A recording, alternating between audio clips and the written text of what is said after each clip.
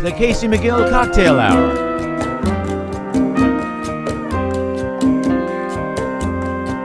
Coming to you live from the fabled Ridgewood Room, high atop the hills of Tacoma, the Casey MacGill Cocktail Hour, a collection of music, news, and personality. Enjoy our special musical guests, fabulous dancers, celebrity bartenders, and our quiz Tacoma Squares with incredible prizes. So sit back, relax, mix up a little libation, and join us for a cocktail, culture, and camaraderie.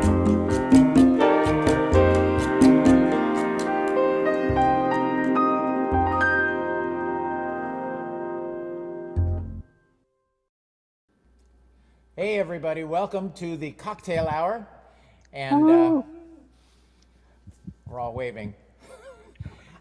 Yeah, this is the March edition, the quiet, dark, rainy March edition, at least up where we are. And we want to thank you for joining us, and we've got a fantastic collection of humanity here this evening, and some very talented individuals, and some really great music to play for you. So without further ado, let's say hello to our fabulous celebrity cocktail artist, and also great bassist, and overall fantastic musician, Jen Hodge. Hi, Jen. Hello, thank you for having me. All right, welcome to the Pacific Northwest, and I'm glad that you're with us, and you know, it's been a challenge, you know, being sequestered where you are, but on the other hand, we are certainly delighted that we can enjoy your musical and your bartending company this evening as well. Where are you? That too. Well, I am in Courtenay, British Columbia, which is on Vancouver Island. It takes about 5 hours door to door to get between here and Vancouver, and it costs a lot of money to do that as well. So it's pretty isolated where we're here. Yeah, but how do you feel about that, Jen? I mean, we can talk later. If anybody wants to hear in detail how I feel about that, it is very therapeutic for me to discuss it, but maybe not for on the air. Well, you know, it's a great reason for you to be our celebrity cocktail artist today. Thank you. Yeah, and moving around on our screen with our 4 boxes. In the next box, down from Jen, is our good friend, Mr. Walter Harley. Hi, Walter. Hello. And everybody. Walter made a visit to our home in Tacoma recently and helped us get the sound together on our mixing board and whatnot. In fact, we have a new mixing board that Walter dropped off. Thank you for doing that, sir. I got to visit the fabled Ridgewood Room. The fabled Ridgewood Room. Yes, you've heard about it, you've read about it, and now you've seen it. Now I've seen it. Yeah. So Walter, for all of our audience out there, is in the midst of building a beautiful home. And this, where is this located? It is up on the Fidalgo Island side of Deception Pass, nestled amidst huge old trees that you can't even put your arms around. We've seen one. Fortunately, I'm not the one building it. I'm paying somebody else to build it. It's actually going to happen, and it will hold up and not fall over when, you know, the tree branches fall on it. Yeah, well, we've seen one photograph of it in progress, and it's looking really fantastic. And I can't wait until we are able to come up and visit. That's going to be a lot of fun. That's what it's for. Yeah, and moving on to our musical guest today. A good friend of mine and a fantastic, talented fellow, Mr. Orville Johnson. Hello. And Orville is joining us from his recording room in his lovely home in West Seattle, Washington. And I was formerly a neighbor of Orville's. And that's right, we miss you here, Casey, in West Seattle. Yeah, well, I miss you and Perry as well. And it was always fun to drop by and see what was growing in the garden over there at the Johnsons' home. Oh, yeah. And we occasionally would indulge ourselves in a coffee and a very expensive pastry over at Bakery Nouveau. Yeah. And The good stuff. Jen, have you ever been over to that place? Have you ever had any of that? I Those was baked just goods? thinking, I'm pretty sure you took me there, Casey, one of the times that I was down there, Ah. down in that neck of the woods. Okay, and I was just thinking you might have gone to the one on Capitol Hill because it's not that far from the Yann's house. Oh, maybe. The picture in my mind is over in West Seattle, but I might have been to both of them as well. Yeah. The original one is over there in West Seattle on California Avenue, and then their second store. They've got at least 3 now. I'm not sure how many they have total, but they have another one up in the Capitol Hill neighborhood of Seattle on 15th, and it's just south of the big Safeway market. Yes, I'll bet if you're a connoisseur of good pastries, you've probably been to both of them. Yeah, that's right.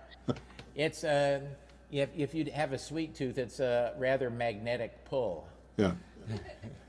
So anyway, yeah, Orville, we're excited to have you on board tonight, and I've been touting your talents with the dobro and the guitar, and your singing, of course, and then also, in addition to that, you've written some really nice tunes, and I have a feeling we're going to hear one here shortly. Yeah, I think I'll touch on a little bit of my catalog and then also just do some other fun songs too. Yeah. So the catalog, yeah, let's dip into the catalog, and I have a feeling I know which one it's going to be too. Would you like me to start with that one? It's a personal favorite, ladies and gentlemen. I've played this with Orville a few times, and it's a lovely tune. And want to tell us about that a little bit? Oh yeah, I was just wishing when you were sound checking that tune of yours, I was wishing I was there to play it with you. I love playing that song. But what's the name of that song? That one's called Love Letter. Yes, Love Letter. Yeah, that's a great tune. And well, the tune that I'm going to play for you is one that I wrote, and it's called Blueprint for the Blues. Yes. And I wrote it really with I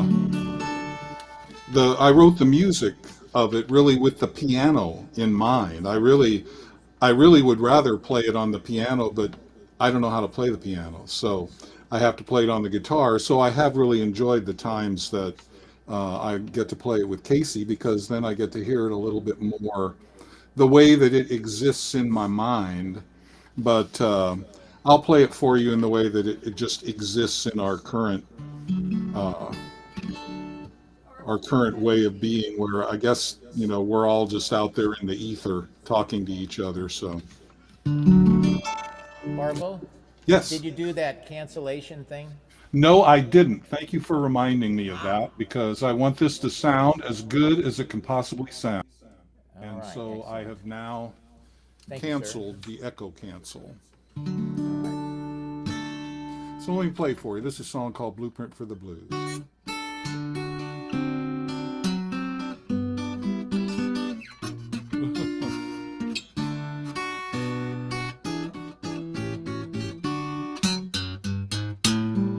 You take a rainy night in a lonely town, a night when your lover is nowhere to be found.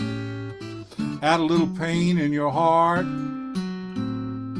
holes in your shoes. That's my blueprint for the blues. You know it's a mean old recipe. It calls for things that shouldn't be. Things like all of your good friends being gone. Things like bad news late at night and not a good thing left to lose. That's my blueprint for the blues. It's a blueprint for the blues, a diagram of unpaid dues. You know it's It's a picture filled with pain and heartache and confusion. Whoa, whoa, whoa. It's just a sad, sad feeling too. That's my blueprint for the blues.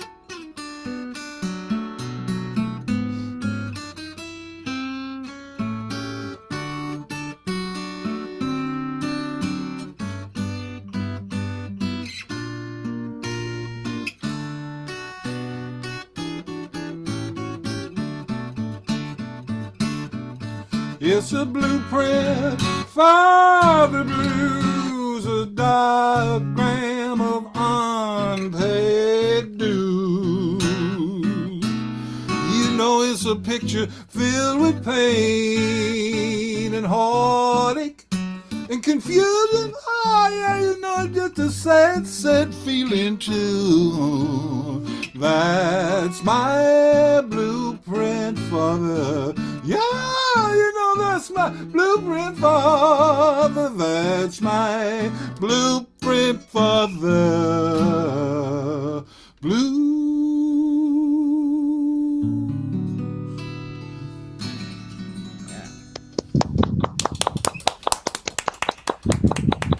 Oh, thank you all. That was fantastic. Oh, thanks. Thanks for asking for that one. Oh, I love that song. Yeah, I really love that one. What were you saying, Walter, about one of the lyrics there? Oh, a diagram of unpaid dues. That is just a great line. Oh, thank you. Yeah. Well, I like the itself, you know. It's I'm a big fan of alliteration, you know, and that title just kind of has a really nice sound to it, you know. Yeah, and that was where I actually, you know, wrote the song, was from the title. I thought of the title first, which is unusual. That's not normally a way that I, you know, write songs, but I just kind of got that title in mind and then just made a song out of it. Don't you find that you write songs a few different ways? Oh yeah, it's all different ways, and I never know when it's going to happen. I'm completely undisciplined. I'm not like any of those people that, you know, just like get up and write a song every day or do anything like that. You know, I do it when I feel like it, and then I might not write a song for 6 months, and then I might write another one. So Me too. it's just part of, Me too. yeah, Yeah. that's my method. Yeah. The song, Orville Johnson's songwriting method. Maybe I should write a book. It'd be a pretty short book. That's okay. More like a pamphlet. Yeah. A flyer. Or yeah, a memo. A post-it note. So, how about another song, Orville? Let me play you another one here. I'll play you this one just because it's a fun song to play, and it's one that when Casey and I have played in the past, when we were able to do our duo performances,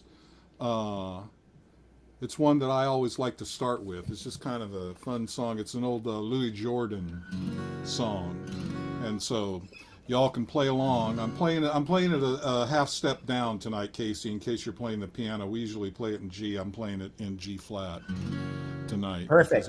I feel G flat this evening. And it goes like this.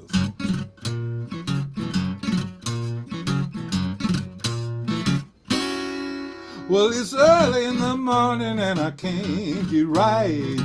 I had a date with my girlfriend last night, and now it's early in the morning. You know it's early in the morning. Early in the morning and I ain't got nothing but the blues.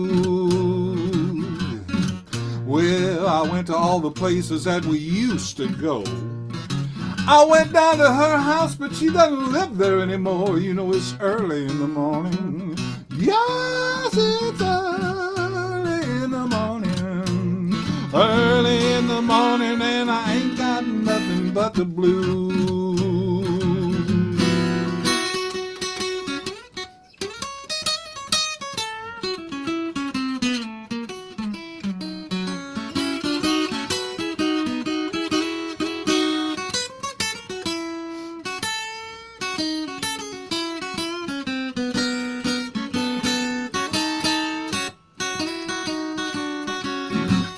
Well, I went to her girlfriend's place, but she was out.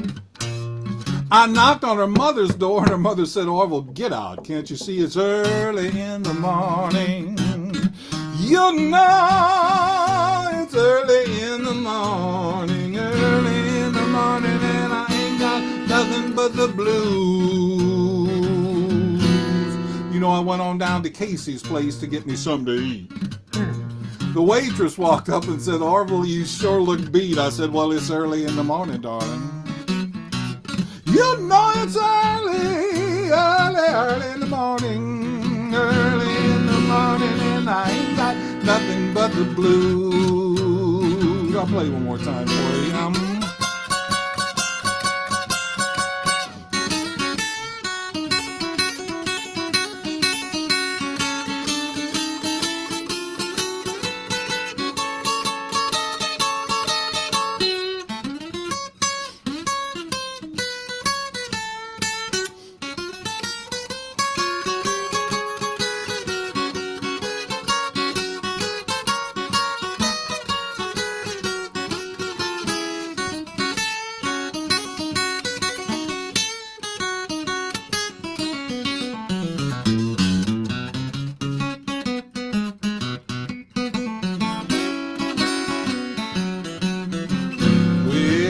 I had a lot of money when I started out. I couldn't find my girlfriend and all my money's run out. It's early in the morning, you know it's early in the morning. Well, it's early in the morning and I ain't got nothing but the blues. Now sing with me, well, it's early in the morning, early in the morning, early in the morning, early in the morning, early in the morning. Yeah, you know it's early in the morning. Well, it's early in the morning and I ain't got nothing but the blues. Oh.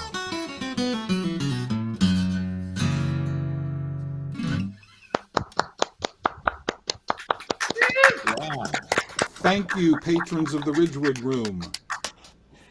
Yeah, by the way, speaking of patrons, ladies and gentlemen, we have a link to PayPal, and you can give Orville a donation if you're enjoying the music, and I know you are, and so you could do that, and I'm sure he would be most grateful. You know, there was a time when Orville and I used to play music for money. God, remember that? Remember how much fun that was? And how lucrative? It did have a kind of a lusty ring to it, Yeah. you know. We would make tens of dollars. That's right. I like to say, Orville, that I've made thousands of dollars in the music business. Really? I've had gigs where I paid more in parking tickets than I got paid to be at the gig. Yeah, I've done that I one. wish you hadn't brought that up. We're giving away all of our secrets. The public, Yeah, I mean, I'm it's all over now, so who cares? Yeah, I'm actually double parked myself. Yeah, wow, that was fun. You know, I was sitting here just busting a gut, wanting to play along with you there, and it was interesting hearing you play this in half a step lower than you normally do. Yeah. And I noticed when you first started your solo, I was wondering if you were all of a sudden looking at the dots and then going, "Oh no, the dots on the frets." You know, I'm not where I normally am. Right? No, I may have made a few adjustments. I tried to make them unnoticeable, but I guess they weren't. No. It sounded great. Well, I'm kind of curious. It's like, wow, F sharp.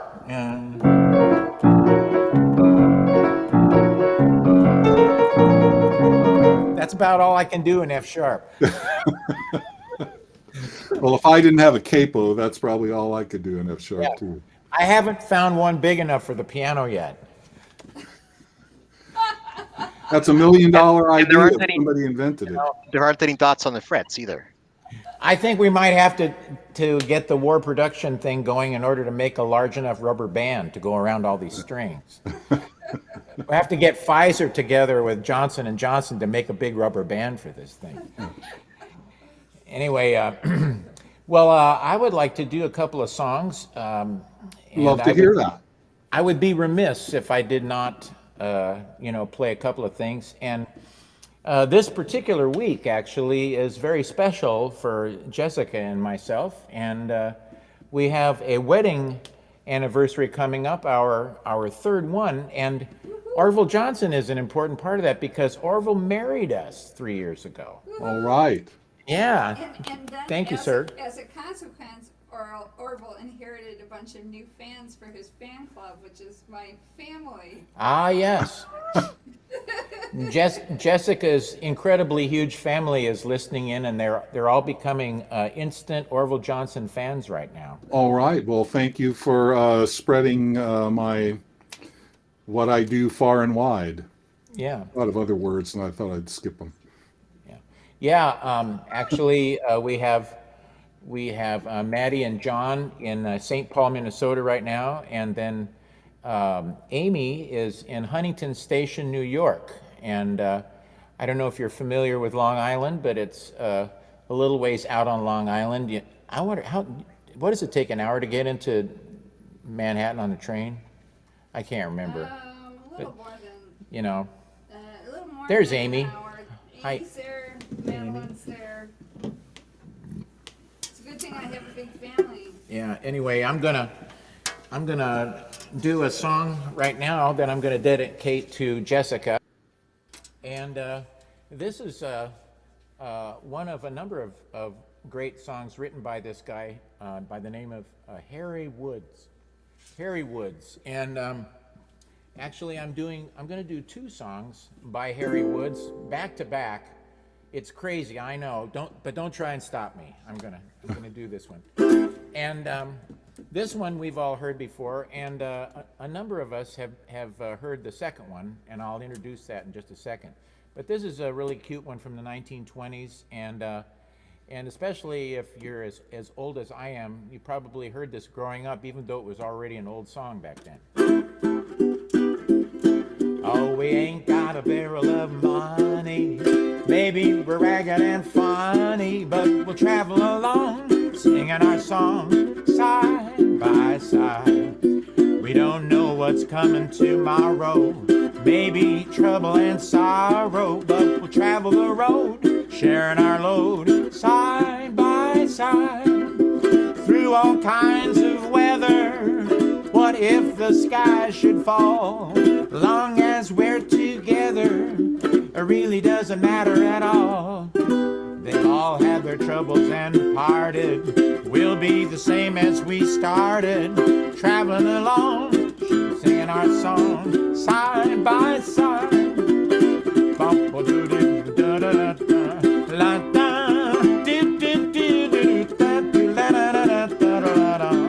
Side by side.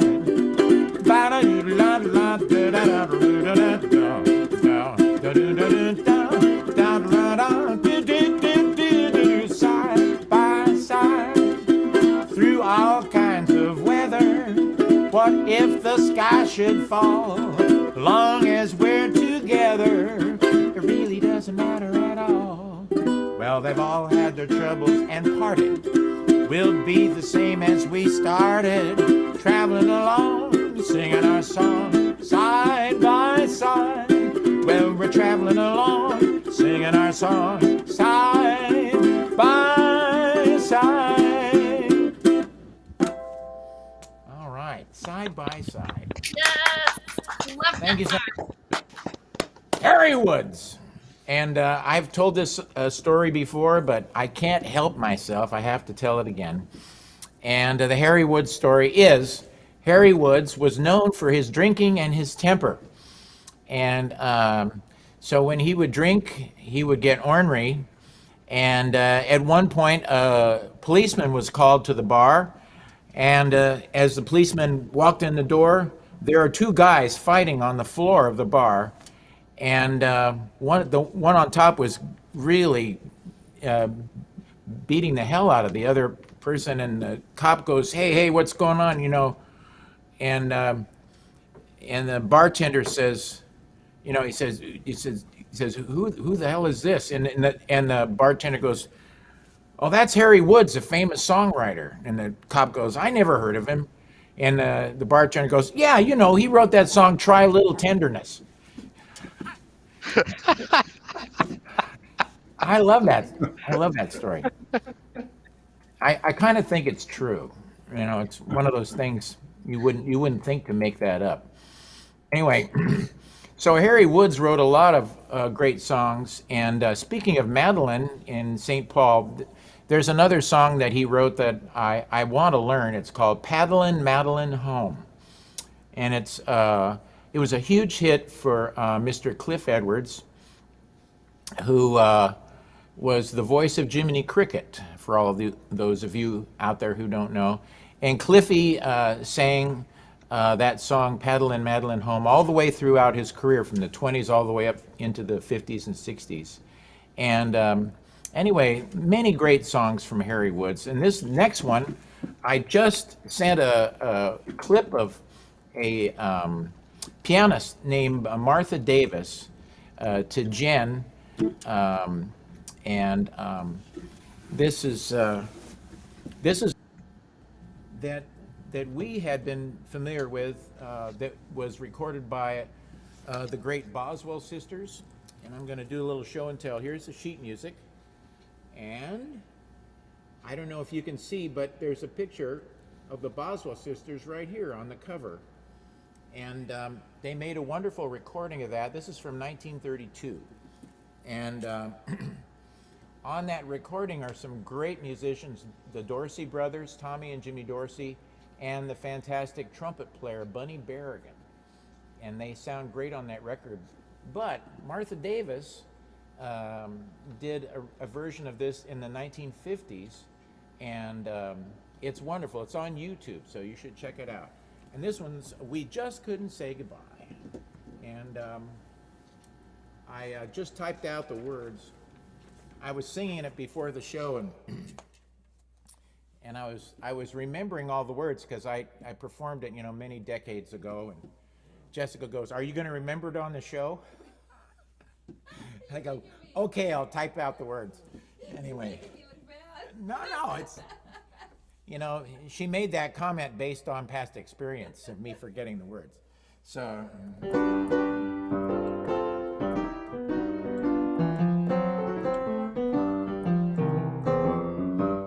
we thought our love was over, we were really through. Said I didn't love her, we'd begin anew. You can all believe me, we sure intended to. We just couldn't say goodbye. The chair and then the sofa broke right down and cried. Curtains started waving for me to come inside. I tell you confidentially, the tears were hard to hide, but we just couldn't say goodbye. The clock was striking 12 o'clock. It smiled on us below. With folded arms, it seemed to say, I will miss you if you go. So I went back and kissed her, and when I looked around, the moon was singing love songs and dancing up and down. Now we're both so happy because at last we found we just couldn't say goodbye.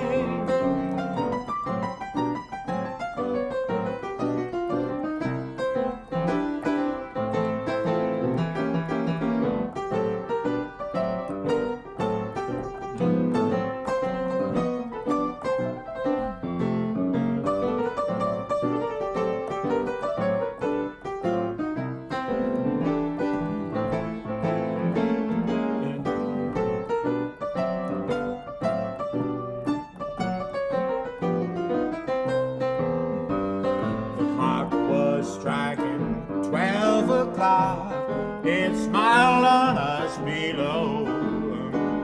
With folded arms, it seemed to say, you know I'll miss you if you go. So I went back and kissed her. When I looked around, room was singing love songs and dancing up and down. Now we're both so happy, 'cause at last we found we just couldn't say goodbye. We just couldn't say goodbye. All right. Yeah. Thank you very much. Bravo. That's I love a that fun tune, isn't it? And I've got just one I want before we move on to our next segment in this incredibly fast-paced review that we've got for you today.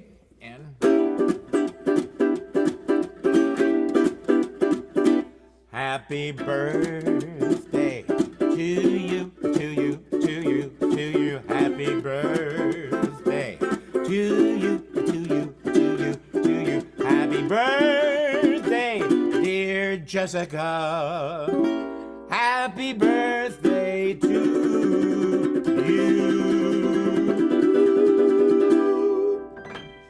All right. Aww. Happy birthday, Jessica, and many more. You're not going anywhere. Happy birthday. We'll see what happens. All right. So I wanted to get that in there. And now after all this music, I think we're all getting thirsty, and it's time for a liquid libation. And we're going to turn to our celebrity bartender, Jen Hodge. Jen, take it away. All Thank right. you very much. Happy birthday, Jessica. Thank you. I'm getting older. No. At some Funny how point, that it starts happens, going backward. no matter how much you might want to stop it. There's only one way to stop it, and I don't recommend it. Yeah. You know, and this last year didn't really go for aging very well, you know? You know what I mean? it was a little I've tough seen on- all sorts of memes lately of like for example, there's one of Willem Dafoe and like him from the I'm blanking on the name of the movie, but like he's like a nautical guy, and he's all clean shaven, and he looks all good, and it's labeled March 2020. And then there's one from when he's that like grizzled sea captain, and he looks terrible, and it says March 2021. Oh. Yeah. We all feel it. I know that movie you're talking about. I can't remember what it was called, but we would. Yeah, I can't believe I'm blanking on it. That first one. It was hard to watch. It was a little rough. Oh, it's funny. All right. I'm gonna expand Jen here. Yeah. Okay. There she is. Well, clearly we all deserve a beverage since we've all made it here to March 2021, despite Yes. all the odds. Here, here. And I'm going to show you how to make a classic cocktail, and it's kind of perfect for, we're coming into spring now, and it's a great spring and summer cocktail that's very refreshing and very easy to make. So I think it's perfect choice. We're gonna make a Negroni together right now. So you need some ice. I ran down to fetch some ice. I got here, and you need Campari. It's a very important ingredient for a Negroni. You need gin. You can use any kind of gin. I have this stuff. I used this for the Christmas cocktail that I made up. I still had some, but you can use your favorite kind of gin. And then you need some sweet red vermouth. I've been really enjoying this particular kind, this Giuseppe B. Carpano Antica formula. Pardon I don't speak Italian at all, but this stuff I've been really impressed with. So have your eye out for that. But just if you want to use your straight up martini red vermouth, that works great. Whatever your favorite is. Okay, so and then you're gonna make it in. Oh, don't forget your lemon either. So you're gonna make it in one of these guys, like a rocks glass, And you want to start by putting like 2 or 3 ice cubes into your glass. This is one cocktail that it's suitable to have ice, like to have it on the rocks. And you just put equal parts of all the 3 liquid ingredients. So we're going to do an ounce of the vermouth. I'm doing this vermouth first so that you can see the color of this. Ooh, spilling a bit. How dare I? Look at that particular vermouth. It's a pretty rich color. I like that about it. It also tastes amazing, which I guess is the most important feature of it. So we've got our vermouth and our gin.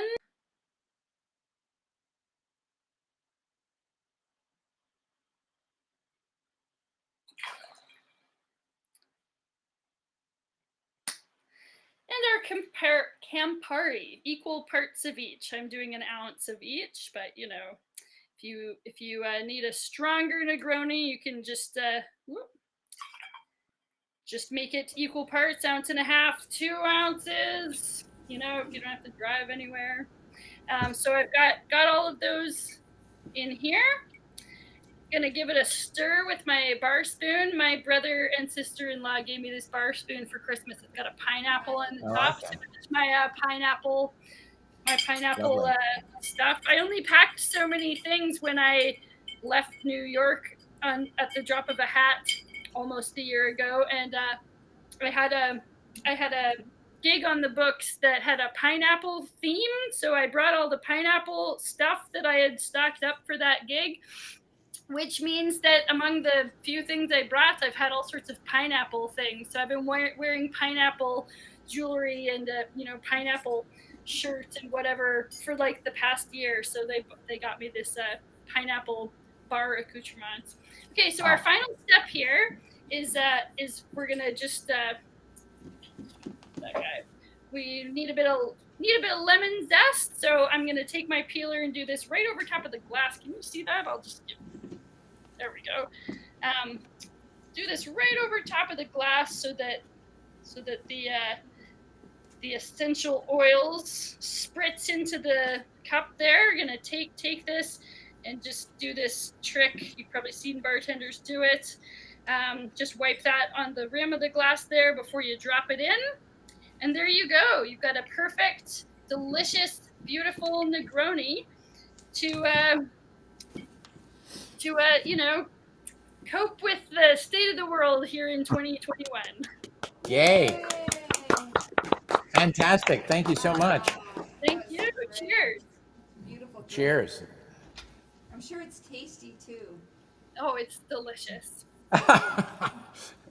Yeah, well, that's fantastic. And I want to encourage everybody to take a moment to sip on whatever you're sipping right now and relax and sit back, because now you're about to experience the incredible game show, Tacoma Squares.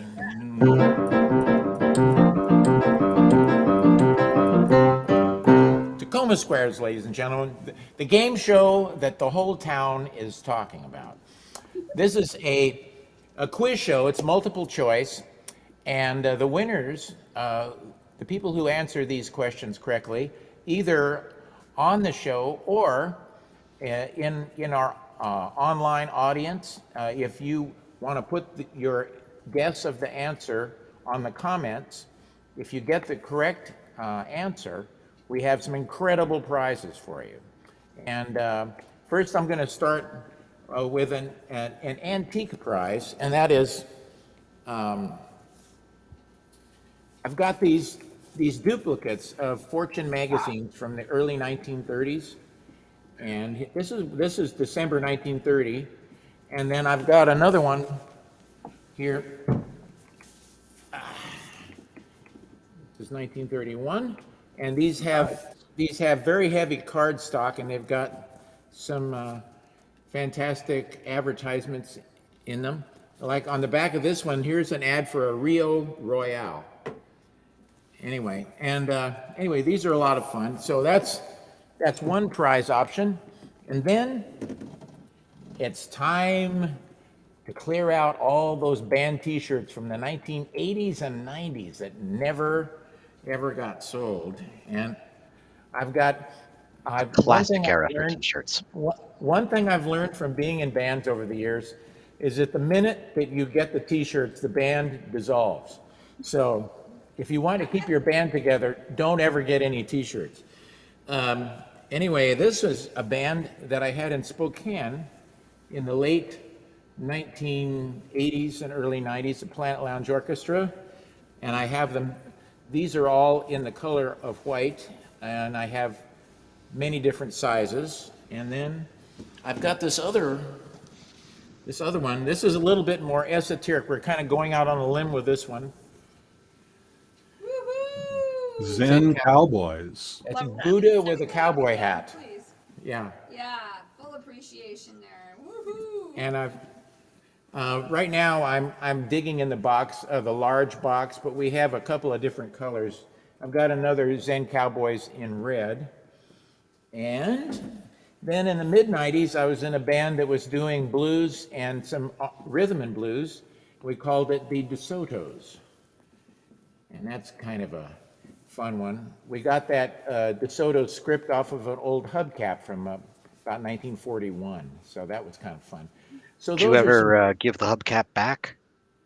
No, actually, that was something that I picked up, I believe, in a junk store or something. So it was in my personal possession. No actual DeSotos were harmed.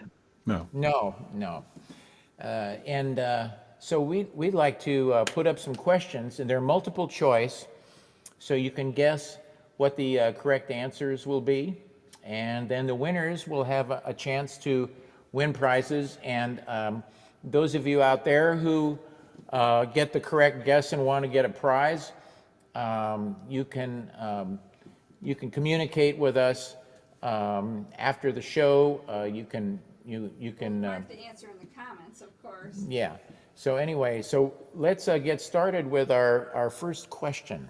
Okay, here we go. Okay. If I said you had a beautiful blank, would you hold it against me? A, cashmere sweater. B, bicycle. C, French baguette. D, body. What is the correct answer to that? D. What? D. D. That is correct. The answer is if I had a if you And said, what is of course, that again? Casey, for you, of course. So this is like one of these songs that probably will be canceled. And I don't know, but who is the composer of this? Demonetized. This is from a country song. I don't remember. Do you remember where that song came from, Orville? I don't remember the artist. I think it was from like the 80s, though. It's one of those duet guys. One of those duets. Yeah. Pretty corny. Yeah. Corny, but I like that line. Yeah, that was a big hit in Mulletville back then. Never to be forgotten. Yeah. Walter, with Anyway. that question, do we have any contributions from the online or online audience? Yeah. No, everybody's gone on to something else now. They all have the self-respect to not admit liking country music. Yeah. I think we should all just give a drink and call it. Anyway, no. So anybody else who has a correct answer, just get in touch and we'll arrange for your gift. Let's see. What's our second question? Second question. Jazz guitarist Charlie Christian wrote an instrumental tune called "A Smooth One." To what does the title refer? A, an individual with the style of cool. B, an object with a smooth surface. C, a movement of the bowels that turned out well. D, a serious blunder or accident. E, all of the above. Great. Do we Hard have to know. Do we have a guess? Do we have a good right answer? There's absolutely nobody that's responding to this right now. I'm going, wow, what happened? Okay. It's kind of the thing. Oh, Well, that's there- because we all know what the right answer is, but we don't want to say it. Oh, okay. Okay then. Well, let's move on to the next question. We got to keep this show going. What was the answer? It's got to be C. Put it back. It's a serious blunder accident is incorrect. Right. Why would Charlie the correct Christian write a answer song is about C. that? I don't know, Jen, do you have a theory? Let's look at question number 3 now. Okay. Moving on. This is an Orville Johnson question. Orville Johnson worked with what famous songwriter musicians?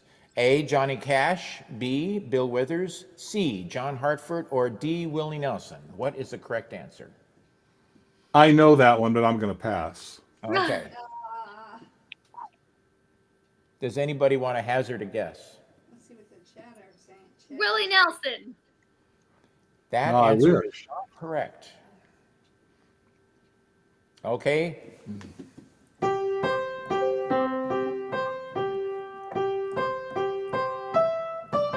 Boy, the internet audience is letting us down here. Wow. Exactly together. Well, the correct answer is C. John Hartford. Oh, cool.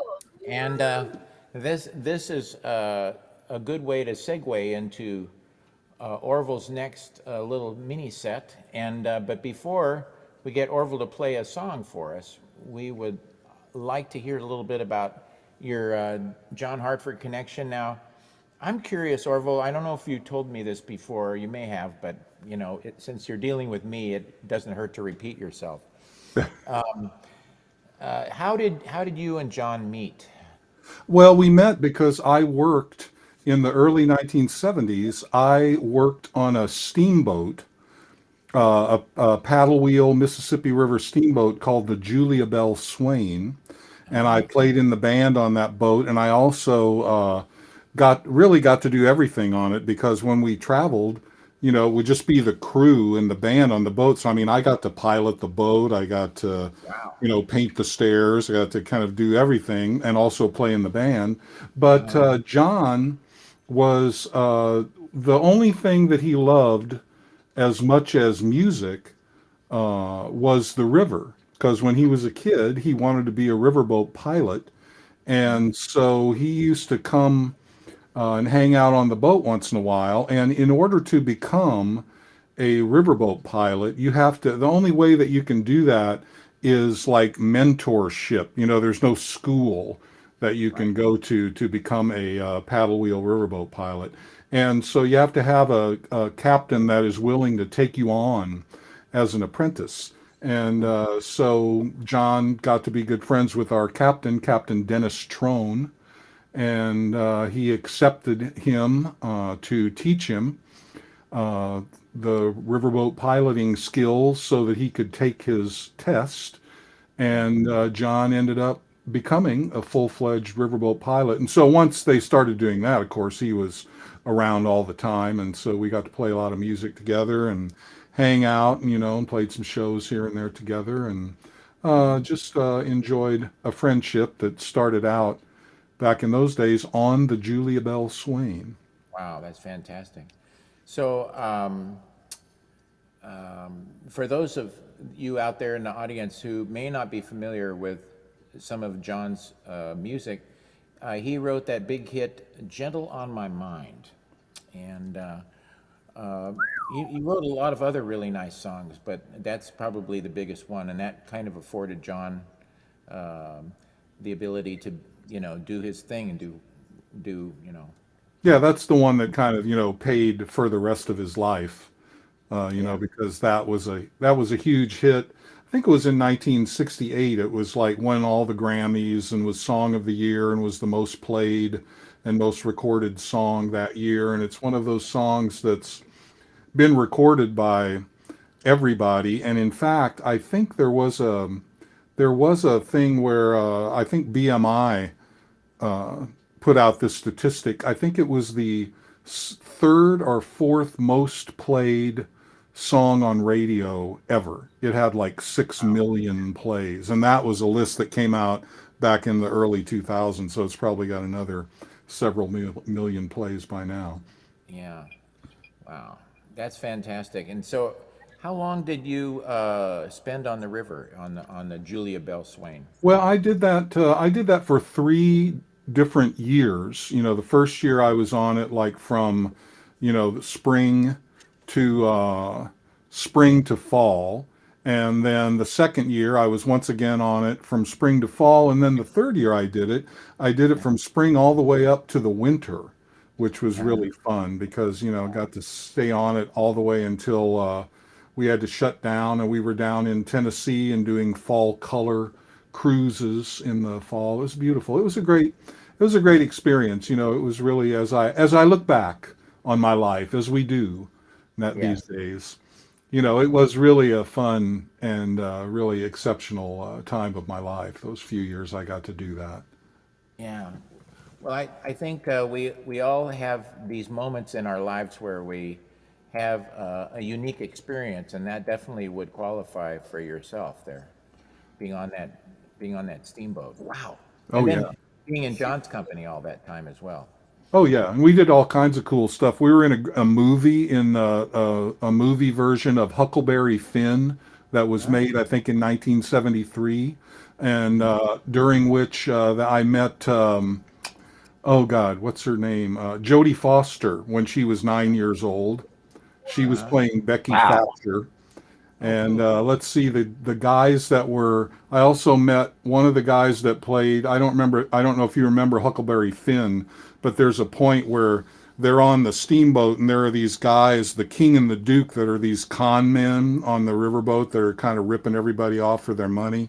And there's a point where these guys get thrown off the boat onto a sandbar, and they're throwing their luggage off behind them. And Harvey Korman, who was on the Carol Burnett television show, was one of those guys who I got Oh, to meet.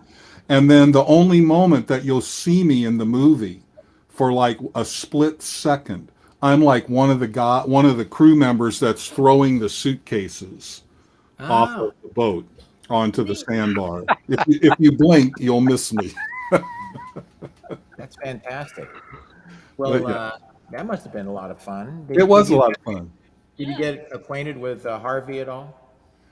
Oh, just a little bit. I just met him. We didn't get to hang out too much, but I enjoyed it. The high point of that trip was that we actually got to ride the boat. We filmed that in Natchez, Mississippi, and normally we spent our time on the upper Mississippi, like up in Illinois and Missouri and Iowa and up that area. And so when we did the movie, and normally we would have passengers on the boat, but to do the movie, we had this like 4 days where we had to go to Mississippi, and then we had 7 days coming back.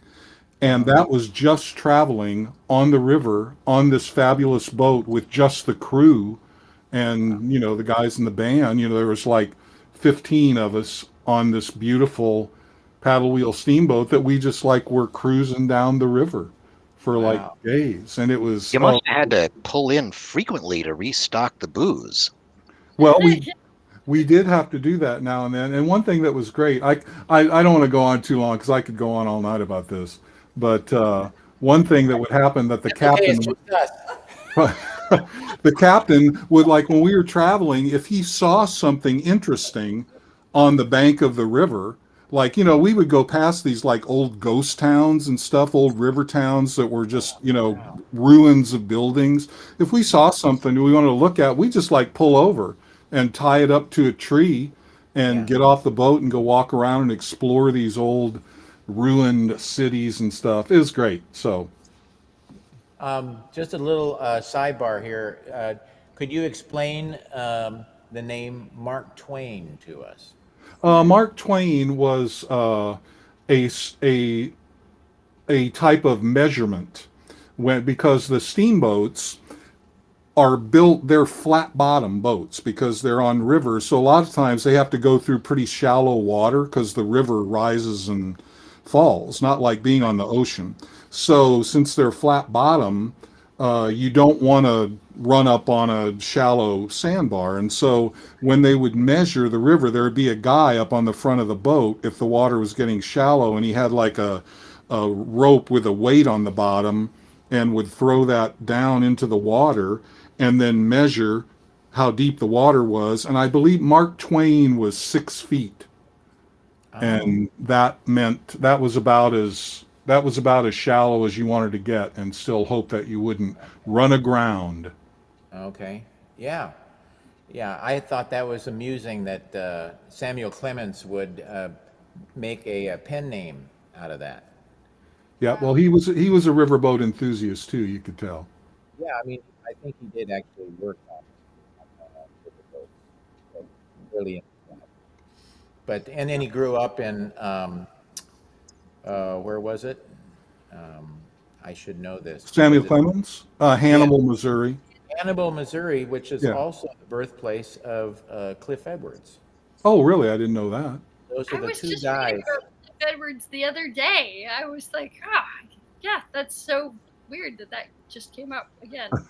You say you were listening to Cliff Edwards? Reading about Yes, reading. and reading about him. Yeah. It's how serendipitous. You should read my article in the Ukulele magazine. I will. Great. I wrote an article on Cliff Edwards that they published a couple of issues back. I don't remember. over a year ago. Yeah, but you can find it on their website.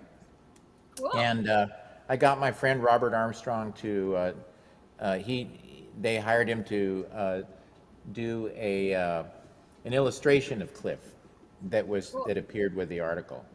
But Oh, that's great. yeah. In Yeah, Hannibal, Edwards, Missouri. Edwards was from Hannibal, Missouri, which I guess is right on the river, right? Yeah, exactly. It is. Yeah. And there's a number of jazz musicians that also grew up on the river, in different parts. Jazz, the birthplace in many respects was New Orleans, but there was also lots of other musicians along the river that grew up. And because there were these excursion boats, steamboats that came up from New Orleans, and they traveled all the way up, at least into Illinois and Iowa. And Louis Armstrong and Bix Beiderbecke met each other in the summer of 1919 when Armstrong was on one of those excursion boats, going up from New Orleans, and they went all the way up as far as Davenport, Iowa, which was quite a trip on one of those boats going upstream. So anyway, blah, blah, blah. Well, I think we better move on. We better listen to some music, and Orville, we want to get Orville to play a couple of more tunes for us. Okay, well, I'll do that. Let me turn off my thing I have to turn off. That's great. Correcto. Turn off So the music glad- cancellation. So glad I don't have to prompt you. I remembered once. I can only remember that once. Okay, well, let me play a little tune here. This is one by the Delmore Brothers.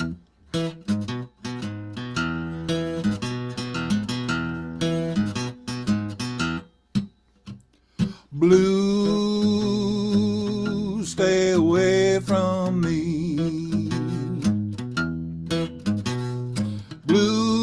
Blues, why don't you let me be? I don't know why you keep a haunting me. Love was never meant for me.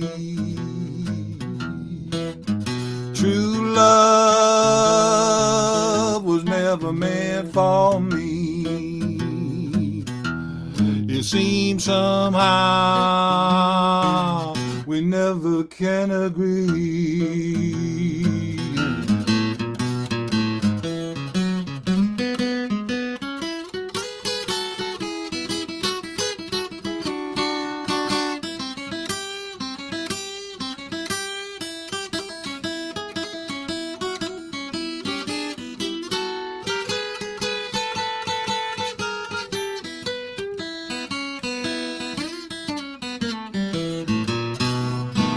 Life is full of misery. Dreams are like a memory. bringing back your love the way it used to be. Tears, so many I can't see. Years don't mean a thing to me.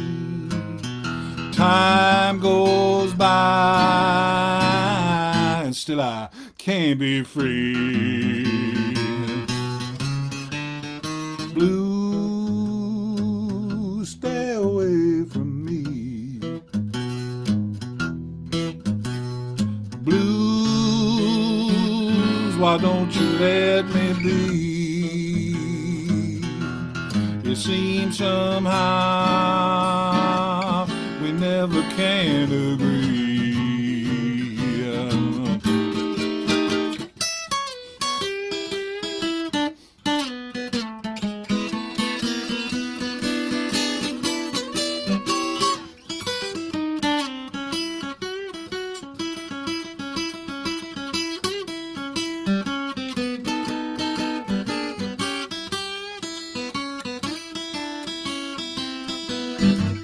Now blues, stay away from me. Blues, why don't you let me be? It seems somehow you keep a haunting me.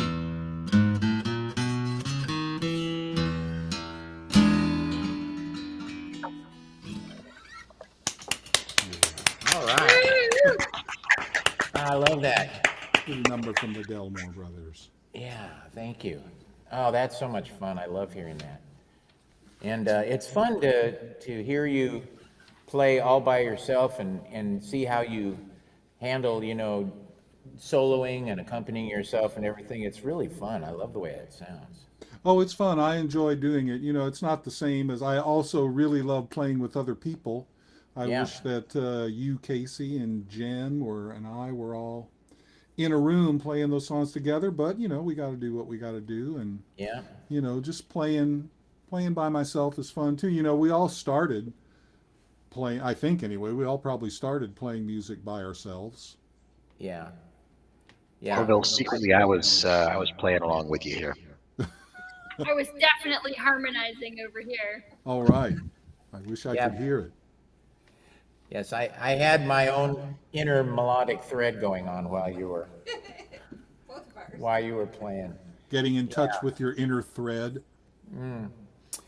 That's about it for getting in touch these days. So, how about another one? You got one more? Okay, yeah, I got one more for you. Here, I'll play another one that I wrote here. This is Oh, good. another blues that I wrote. This is actually the first song I wrote when I moved to Seattle. Back in the first time I came to Seattle was in the winter of 1978, and so you can imagine, since I got here in the winter in Seattle, you can kind of imagine what this song is about.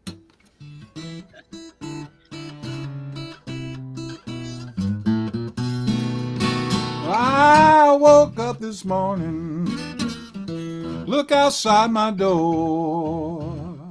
Water, water everywhere. Well, when it rains up here, it pours. If this rain don't stop, I might have to move on out of here.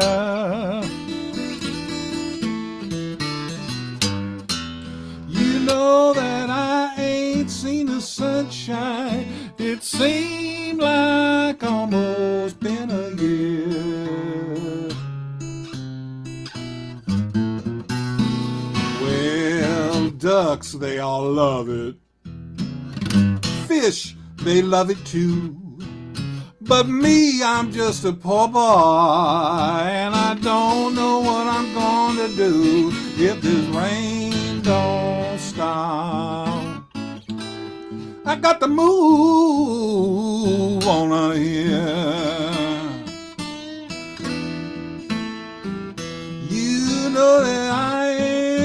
sunshine. It seemed like almost been a year.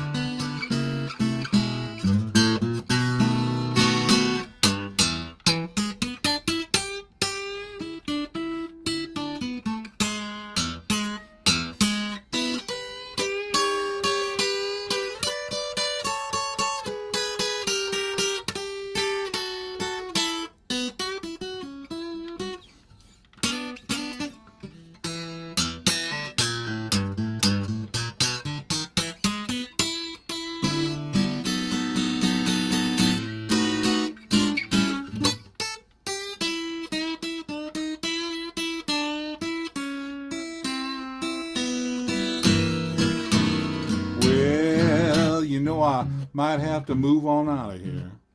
Things are looking mighty grim. I'd like to pack my bags and walk out of here, but I think I might have to swim if this rain don't stop. You're not gonna move on out of here.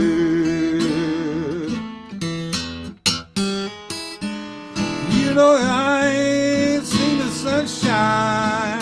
It seemed like almost been a year. You know I got those rainy city blues.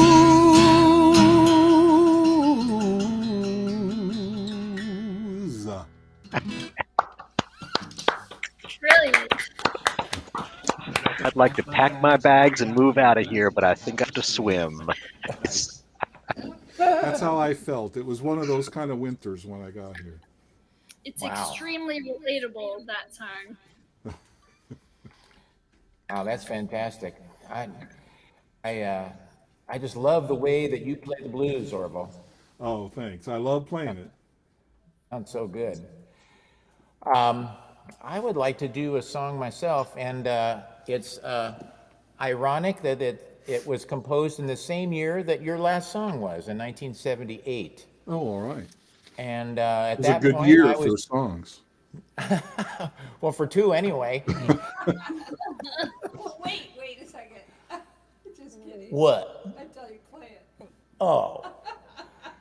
Don't pay any attention to that voice behind the curtain. Yeah.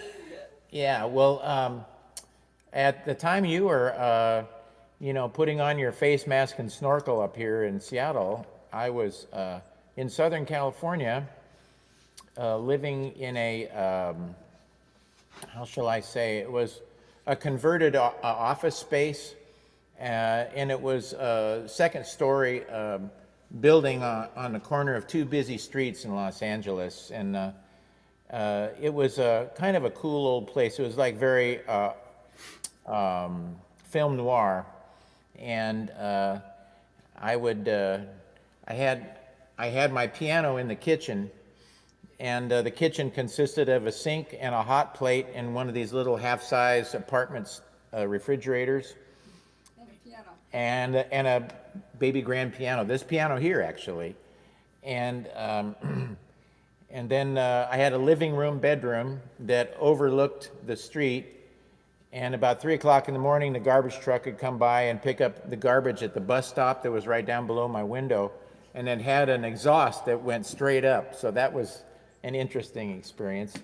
And then out the window that looked west, I was right next door to a liquor store, and it was Mammoth Liquor. And Mammoth Liquor had a neon sign that said liquor, and it was a flashing sign. So all night long I'd go, liquor, liquor, liquor. Anyway, it was very atmospheric. And That is really film noir, you're right. yeah, it was kind of fun. But, and it was at that point when I wrote this tune. I was in that kitchen, and I had just recently read an article in TV Guide. And for those of you, Jen, I don't know if you've ever heard of this little magazine. It was a little pamphlet you would get in the grocery store right by the checkout. And it was, not very large. And it would have all the listings for the television shows. And they would have these little feature articles. And this particular one had a feature on the Saturday Night Live, and specifically Gilda Radner. And during this article, she said, when I was at home, I'd always want to be at the circus. And when I was at the circus, I always wanted to be home. And then it also mentioned the fact that she loved her dad, and her dad had died when she was young. And so all of these things were kind of moving around inside my head. And I was sitting at the piano, and I was going, I'd really like to write something, you know? And so back in those days, I would write a song. I would sit at the piano and just goof around until, you know, I played something that sounded kind of interesting to me. And so finally at one point I was going like that, and I went, oh, that's kind of a nice chord. And then I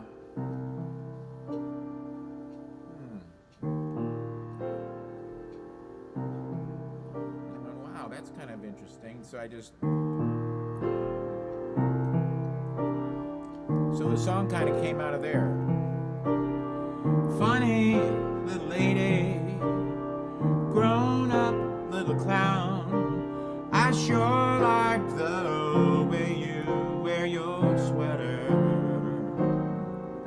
I hope that I'm there when love comes around, 'cause darling, I know love's much better.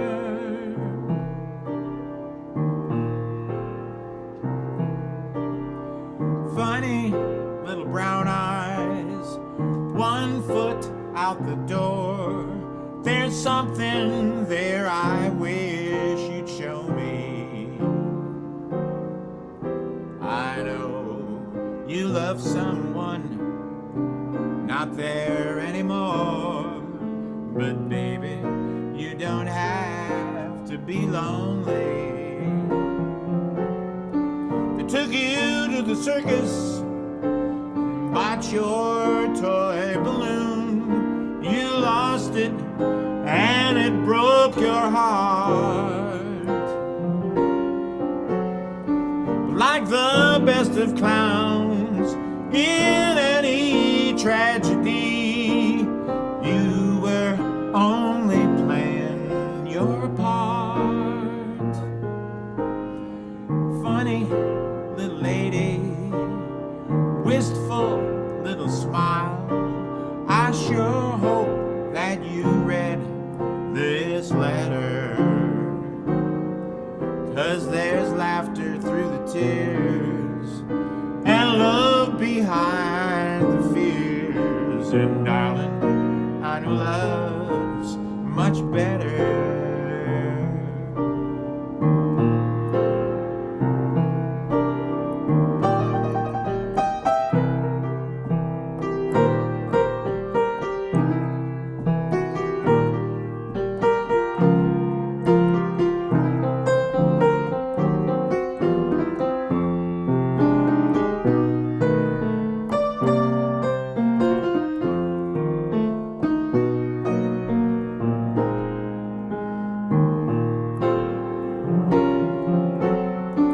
Took you to the circus and bought your toy balloon. You lost it, and it broke your heart.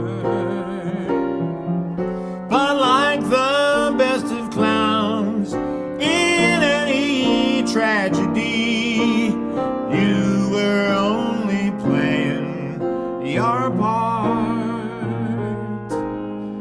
Funny little lady, wistful little smile, I sure hope that you read this letter,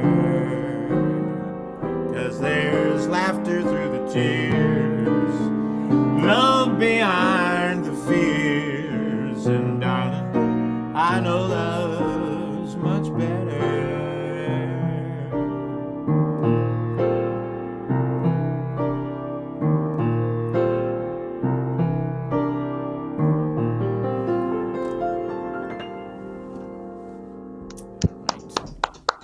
Thank you. What an amazing song, Casey. That's a nice song. Well, thank goodness for those 2 chords. I was listening to those two chords, and I was thinking, I'd love to hear what Miles would do on top of that. Yeah. Who knows? He's not available for the recording. He's not available, I Let's know. look it up. He's pretty expensive anyway. Yeah. Well, He doesn't answer.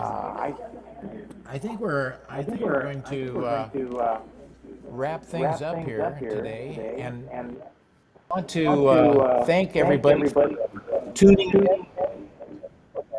Uh-oh. What's going on?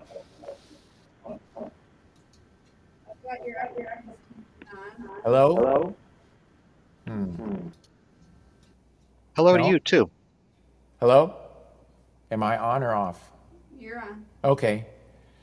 All right. Well, I want to thank everybody for tuning in, and I especially want to thank our great guests, Orville and Jen. Orville Johnson, yes. Thank you so much. Jen Hodge, thank you for that delightful cocktail and for your delightful company. Always a pleasure. And I'm going to be recording a collection of original songs in the very near future, and I'm very excited to mention that Jen's going to be playing bass on it, and hopefully we'll be able to work out all those logistics, and as we all get vaccinated and our circumstances hopefully get a little bit more back to normal. So anyway, and then of course we want to thank Walter Harley for joining us, and your sensitive ears, Walter, are a balm to our tortured musical souls. They're probably still tortured, but Yeah, that's true, but you know, temporary relief is a wonderful thing. smooth one. That's what the bartender said before. Smooth one. That's what the bartender said right before he said, "You don't have to leave, but you can't stay here." Actually, I want to write a song with that title. You don't have to leave, but you can't stay here. I think that's something I actually did hear a bartender say many years ago. And anyway, thank you so much for being on board. And I also want to send a special thank you to my lovely wife and executive producer and engineer, Jessica MacGill, for helping make all this possible. Happy birthday and anniversary. Yeah. Thank you for marrying me. Yeah. One more time. Thank My you, Orville, pleasure. for officiating at our nuptials. Thank you. It was my honor and pleasure. Yeah, and wow, to think that it was just about 3 years, and it's been a big full 3 years. Let me tell you. Feels like 30. Yeah, it feels like forever. Yeah, I mean, during that time, you know, we moved out of West Seattle. We bought this house. You know, Jessica got a job, you know, with a law firm down here. We did all kinds of home improvements. She horribly injured her back and had surgery, and we both got COVID. It's just an action-packed time. And we went to Europe. And we went to Europe, and twice. Twice. Right after we got married, we made 2 trips over there for music stuff. It's kind of like first breakfast and second breakfast. We had first honeymoon and second honeymoon. Yeah, so. That's pretty The sweet. first one, I was sick during that. Yeah, it's been a full time. So There's still more to look forward to. that's right. We're not done yet. We still have a few tricks up our sleeves. And thank you so much, everybody, for tuning in. And we're going to put on our closing theme, which is actually a film that was made 3 years ago or 4 years ago at a place I used to play in Seattle called Vito's. And I'm doing a song there on the piano, and we have a wonderfully talented crew, Hans Teuber on tenor sax, and Devon Lewis on drums, and Delvon Lamar on the Hammond organ, although you don't hear that much of Delvon in this little clip. But wow, that was a You fun do night. hear him. He's been getting a lot of airplay lately on KEXP, actually. Right, Oh, great. correct. Yeah, his trio is very successful. Just They're smoking. amazing. They sound so great. Yeah, they've been. Speaking as a bass player, well, I mean, not a Jen Hodgkins layer bass player, but speaking as someone who plays bass, it always kind of ticks me off because I listen to his trio and I think, like, wait a second, there's 4 people there. I hear the organ, I hear the guitar, I hear the drums, I hear the bass. That's 4 people. And then I go, no, that's his right foot. His right foot is a better bass player than I am. I'm wondering if he uses both feet. I think he might. Maybe he uses both. Okay, Yeah. That's easier to cope with. Yeah, that makes it better. That makes it easier for you to deal Oh, with. never mind then. 2 feet. Yeah. Forget I said that. What are we having next month? Oh, next month, yeah. We are doing a show. Our next cocktail hours on Thursday, April the 1st, and sometimes known as April Fool's Day. And I personally think of myself as a fool all year round. But anyway, we are having the great singer, Ms. Jacqueline Tabor. Jacqueline Tabor is going to be on the show. And I'm not sure how she's going to be accompanied. It may be possible. She may end up being accompanied by Marina Albero. And Marina... By the way, Orville's also going to be on this record, and Marina at some point will be. So these are what we call the usual suspects here. Pretty good ones. Yeah. I'm lucky to have Orville and Marina and Jen and Devon Lewis also will be on board for this too. So. That's next month, April the 1st, Jacqueline Tabor, and our celebrity bartender has not been booked yet, but to be arranged, and hopefully we can see you at that time. In the meantime, I'm on the air Monday through Friday around 12:30 Pacific time, and I do a few songs and kind of keep the ball rolling here at the Ridgewood Room. And the fabled Ridgewood Room. Without further ado, I think we're going to sneak and creep right now and play our closing theme and credits. And to my colleagues here online, stick around and we can decompress a little bit after the show. So anyway, thanks everybody, and see you next time.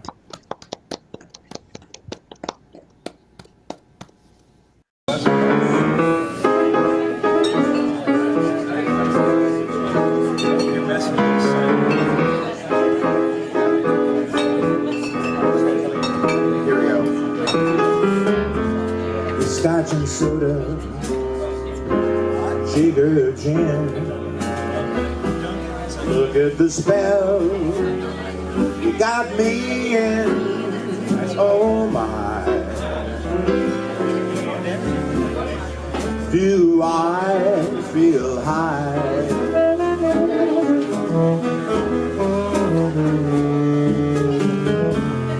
Dry martini,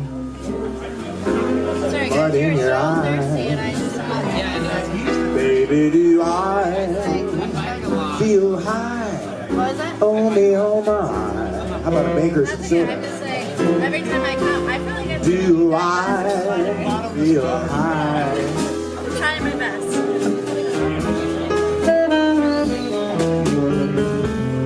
People don't believe me. They think that I'm just bragging, that I should feel the way that I do, still beyond the wagon. All I need is one of your smiles, sunshine from your eye. Oh me, oh my. Do I feel higher than a kite can fly? Give me loving I